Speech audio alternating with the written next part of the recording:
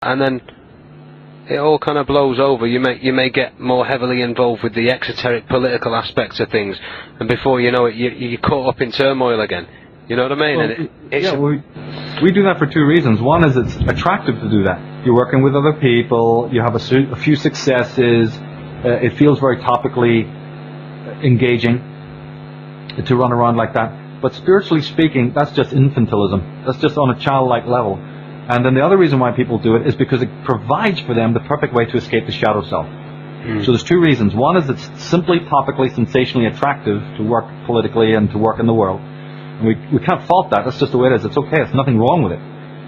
But the other side is a little bit more pernicious. And that is that the outward arena of the world provides a nice escape for anyone, including some very toxic people, by the way, to avoid having to look at themselves. And we're falling into that more and more and more, and we're losing the skills. Remember at the Manchester talk I said we may even be losing the very skills that is required to crack this nut or to untie this knot? Because the new generations, for every wiser generation that grows up knowing what's wrong, you have a bunch of new kids born who haven't a clue and only grow up in the petri dish that they grow up in, thinking that all this poison is actually okay, because they've never lived before to know the sacrifices of ancestors or to think about what real deprivation or depression or fallout or war or want is. They come into this world, and whatever status quo they grow up in, they think that's normal. So the Big Brother waits for this. They wait for if you plot a lot of what these elites do, you will find that you can draw a graph based on timeline about how they wait for generations to get old, fade away, and then they hit the new generation at exactly a vulnerable time with the new memes, because those children are defenseless and completely buy into all of this other, Fabian rubbish that is being sprouted through the news media and what have you. And so they know that, the older group may know the difference, but they're fading away and are getting more and more impotent, whereas the new generation, every time the new generation succeeds, so they also work generationally on people as well. I think that's why it's very important that we do communicate with our children along these lines, you know what I mean? Because the pressures of life and what have you, and the fact you may have small children running rampant around you, you know what I mean? It can get quite hectic, and you can actually lose touch of connecting with them and giving them this essential information. And as you say, that's when Big Brother will step in. So I do feel it is essential that we also express our imagination with them as well. You know what I mean? That's right. Explore that together with them.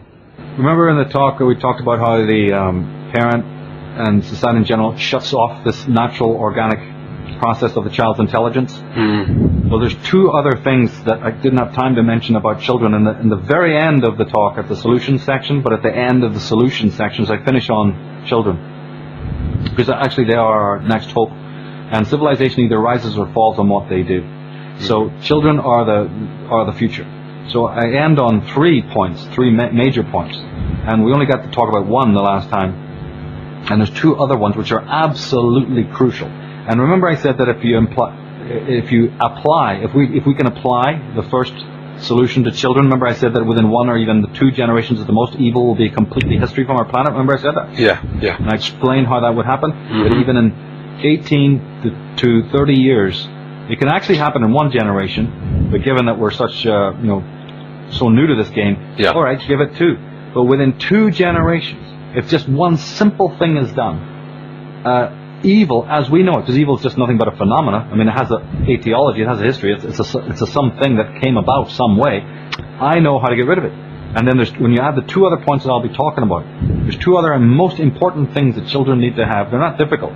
But once the children have these 3 things in place, evil as we know it, as a phenomenon, is simply incapable of existing. I've always said from day one in my work that evil has the seeds of its own destruction within it, and that's where we're going in the solution section. I'll be proving that fact. And everyone walking out the door, from whatever background they come from, left, right, believer, non-believer, I don't care, religious, non-religious, they will be able to apply these, principles in their own families' lives, and they will absolutely see it work, because these are inviolate truths. They're absolutely rooted in the most sane, logical, and ultimately constructive, thought. And once they're applied, we've forgotten what they are, but once we remember them, meditate on them, and then apply them in a very sound, sane way, evil is terminal. That's what we need to be doing. That's the tools we need to have in our hand, is how to actually attack evil, not with the weapons that it's presenting to us. That never works. But with something that it's like, it's like flashing that crucifix in front of the vampire. It runs. And there is an actual way of doing that. And that's what we'll be going into. Remarkable. No, I've got great admiration for you, mate. I mean, you've spent a long, long time on this, and you really have come up with the solutions, you know what I mean? It's getting to the point where, it's no longer just revealing the powers that be and exposing the power structure and the occult magic that they're up to, you know what I mean? It's more a case of, look, the time is now here where we have the opportunity to take that leap and actually elevate as spiritual beings, you know what I mean? And it's really great to be a part of, but we have got a long way to go, so... Well, they're raping our children.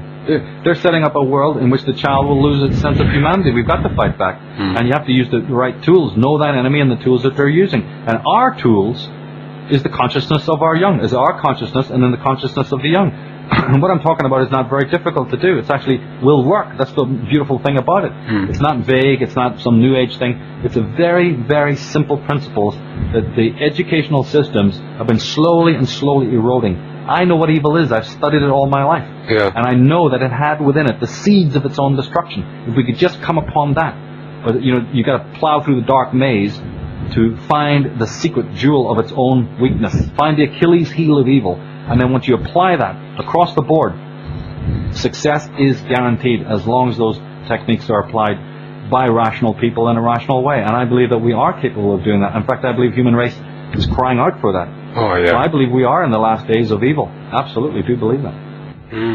And, another thing, Michael, there's also, when people look at this kind of journey that they're going to have to take in order to, as you say, look at the shadow side and whatnot, I see great beauty in doing that. You know what I mean? In actually taking that journey on board and revealing, yourself and going through it's an alchemical process, as you say, but there's also a big smoke screen, isn't there, to make you feel like, there's the distractions, but aside from that, there is actually an agenda put in place to instill within people that you don't want to go down that route there. You know what I mean? There's evil down that route. Don't take it. Do you know what I mean? That's right. But as long as we have psychopaths ruling, it'll be difficult because everything that they do, they're trying to bring us to their level. We're actually much higher than them in consciousness, but they bring us to their low, pathetic, self-murdered, shadow-denying level. It's a drip-down sort of poison, toxin, possession from above. We live in their forensic filth. These are the self-murdered. And they are desperately trying to get us to the point where they infect our thinking. They can't, it's like a vampire, they can't come into the light, right? But they can create so much chaos that you step out of your temple to go and see what's happening in the marketplace outside. So they lure us, or they create so much chaos and noise that we forget our center. We lose our center. That they're very good at doing. But you see, again, there's always that Achilles heel. And getting back to spiritual principles is natural for good people. It's just that there's so many blocks and impediments in the way, they make it like walking through the desert. They make it like a Gordian knot. You keep coming back to the door from which you hoped that you were getting away from. And they're very expert, I've described it before as strangling yourself in the web of their making as you attempt to get free. You just tighten the grip around your own neck in your attempts to get free, but because that's a false way of getting free, you're not up to speed on, mentally, understanding, emotionally, psychically, being immune to the pestilence, and also working out exactly how this web got created. And that is what we're doing right now. In this age, Pluto and Uranian energy, all of these archetypes we've been talking about, give us that perspective, that vantage point, get us to see behind the mask.